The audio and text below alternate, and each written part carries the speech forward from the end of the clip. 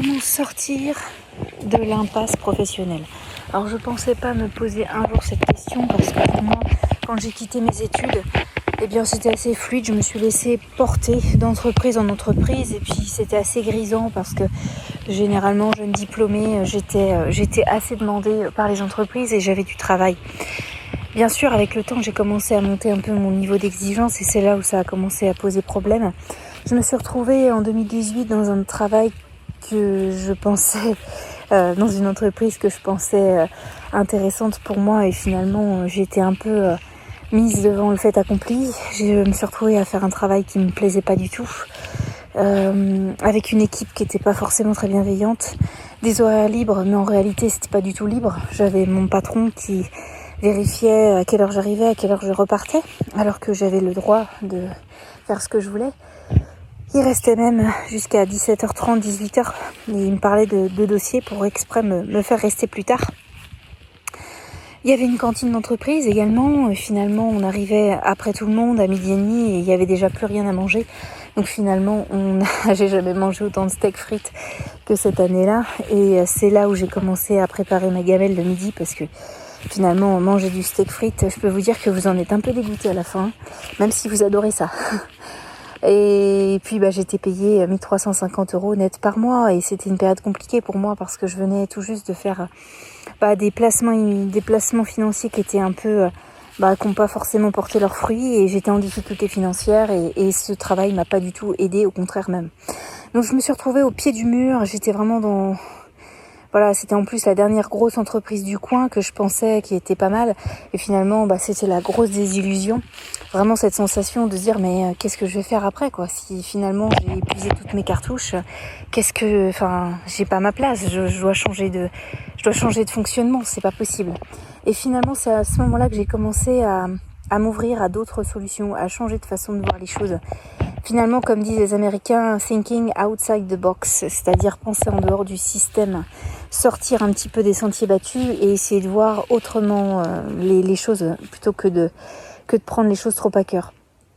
Et si aujourd'hui tu te sens dans une impasse, c'est souvent le meilleur moment en fait où on sort les meilleures idées et c'est comme ça que j'ai réussi à trouver un emploi qui me convenait.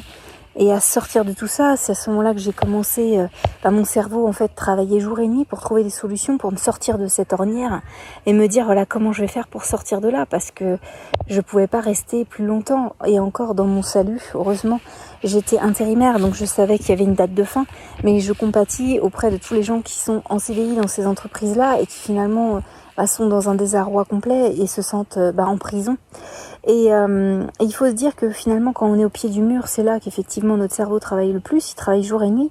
Et puis c'est comme ça que j'ai commencé à regarder un petit peu autour de moi, à me dire tiens, à regarder un peu la sophro, à me recentrer, à lire, à écouter des podcasts. Et tout ça finalement, ça m'a aidé à m'ouvrir sur plein de choses, à me rendre compte que il n'y avait pas que mon petit monde de salariés, il y avait vraiment autre chose, il y avait plein de choses intéressantes et que finalement il fallait pas attendre juste mes vacances pour lire, il fallait pas attendre juste la retraite pour vivre, il fallait commencer maintenant à s'intéresser à plein de choses et que les choses étaient juste là comme des fruits prêts à être cueillis et ça pour rien au monde je ne reviendrai en arrière et pour rien au monde si je devais revenir en arrière je referais la même chose parce que finalement c'est les pires situations qui font que derrière on sort les meilleures solutions parce qu'on est au pied du mur et il n'y a que comme ça que le cerveau humain est paramétré pour trouver des solutions et des vraies solutions concrètes.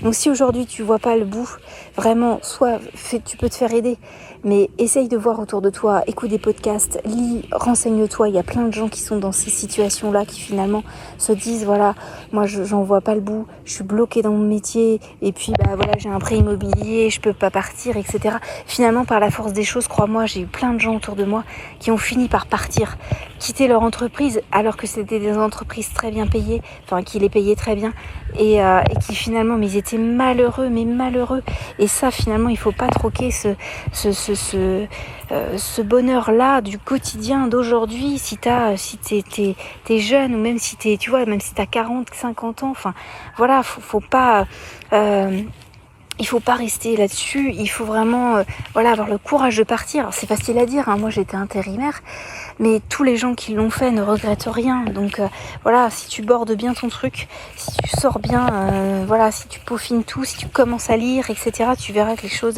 les choses s'ouvriront à toi. Voilà, j'espère que ça a pu t'aider. Et en tout cas, si tu veux plus de conseils et si tu as d'autres choses à me dire, des idées de podcast, n'hésite pas à me laisser un message. Il y a le lien en dessous de ce podcast. À bientôt. Salut.